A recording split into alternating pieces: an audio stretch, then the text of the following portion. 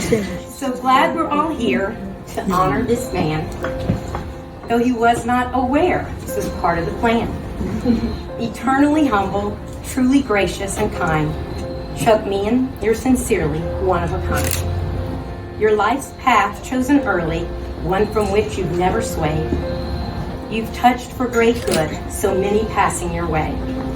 More than 3 decades have seen your noble reign, reaching out, connecting, knowing people by their names. If our lives are truly measured by how much we have loved, you've set the bar for us so very far above. One secret to your magic might be found in your eyes, where a special kind of vision has always seemed to lie. When you see a young woman pregnant and alone, or an addict who's broken without a future or a home, a veteran who served bravely but came home quite lost, or a child born to pay all that poverty costs. What you see without effort when you look in each face is God Himself right here in this place. Your eyes have somehow never lost sight. Not blinded by darkness, they reflect the great light. Empowerment, education, possibility, and hope. Words are the language you so often spoke. It's been said a man's greatness won't be found in his gifts, but by counting all of those he has reached down to lift. And it's not only the clients served by VOA who have found their best selves in your presence day to day. Co-workers, board members, and donors just to start, all galvanized by your leadership and inspired by your heart. With gentle strength and wisdom, you've guarded dignity and respect. You've lobbied for compassion and delivered results that we expect.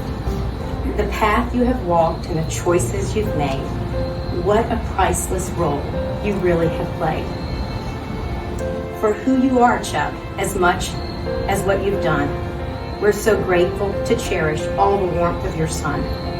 Such a beautiful stone you have thrown in life's pond, sending ripples of goodness far into the beyond. That's beautiful.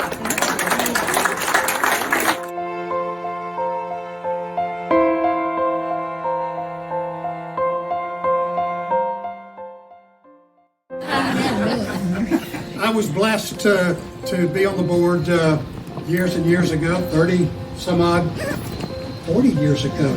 And then I happened to be the board chair when we needed a new CEO. And we searched and found Chuck. And we've been blessed ever since. He is the type of man that is always looking to bring love to the community, to reach out and love our neighbors. And he's the personification of that. He's developed programs that bring that to pass. And I just don't think we could have ever found anybody better. He's done such a good job. We reach out to the whole community and serve the, as Shannon said, so many different, 40 different ministries, reaching out to heal and to help. It's amazing, and the Lord has been brought glory through the way you serve others, and we're all blessed by you, and I thank you.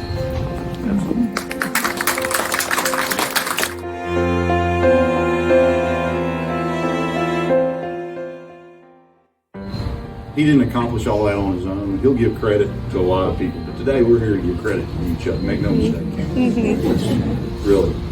And so, looking back, some of the specific programs that to me have just long-lasting effects, and you can see the evolution of it. One is the merger of the Lighthouse in 1989 into BOA. That kind of naturally progressed in more recent times and was a natural evolution into communities and schools, which is huge in terms of helping kids that are born into poverty have a fighting chance to better themselves and be successful in life and enjoy what we all enjoy that are here today. We're really blessed, but we can pass some of that along. And the communities and schools, I knew it the first time I heard it. It was the right thing. Shannon, you were right there and all that. It was like, wow, this, like the crack of a bat that hits the baseball turf, and you know it when you hear it. And that's one thing that to me is involved. But then we're talking about, just a year or two later, just the 3 lodges for those with disabilities. And then later, say 2015 or so, South Point Place for seniors that are impoverished and give them a great place to finish their years off. And then I would add the partnership with Overton Brooks. And we have a problem with homelessness among our veterans. And so that partnership helped address those issues. And then, again, lots of help with this one, but Chuck's leadership, and part of it is knowing when to let it happen and hearing the right thing to cherish the children. I mean, to me, premier fundraising event, no question in our community. I've never seen anything that runs more on time. It's like this event. But just, the way the community comes together and comes out for that, it's just a nice thing. So really, coming down to Chuck's legacy, it's not only, what was accomplished, but it's how he did it, how he touched people. I mean, basically, whether you were a client of VOA, and I think there was maybe 1,000 of them back in 1988, 6,500 or so today, I think is what the number is. But whether you were a client, staff, or volunteer, your life was richer for having worked with this man. Chuck, there's no question about it. Life was richer.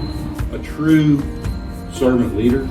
Thank you for letting me come along for the ride. You're somebody that's almost always been there. I mean, we're members of St. Joseph's Church together. So Chuck's one of those, I really don't remember the first time I met him, but I'm glad I did. And here's to you, Chuck. Well done. Thank you.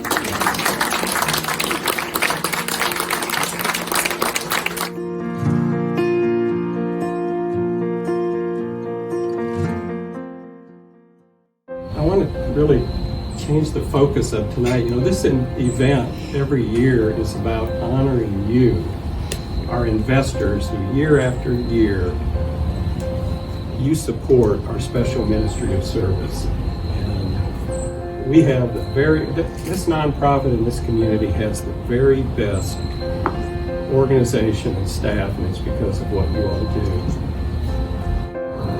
The thing that is so amazing to me is we have, I believe it's 366 Cherish the Children Society members. And of the 366, 260 of them are Evergreen. Those of you who have that Evergreen, in my new life, I may come visit with you. Because what you've said to this organization is, I plan to do this for the rest of my life. And our pledge for you all is that if something happens, just call us. But so many of you said, what are you going to do, Chuck? I'm not going to do something like my father did, who did manual labor all his life. He retired, and my mother called me 2 days after he retired and said, do you believe he's trying to tell me how to load the dishwasher? I'm not going to do anything like that. What I hope to do, and it depends on whether he or she who comes after me is comfortable, and I trust that they will. I want to stay connected so that I can support Cherish the Children. It is so incredibly important to this community. It's not just about raising money, it's how we engage people. And the other thing is I want to just invite, especially those who are Evergreen, who have said, I want to support this special ministry of service forever and ever. But maybe make a plan. Camille and I are going to make a plan, an our state plan, so that when we're no longer here, Volunteers America still can benefit from it.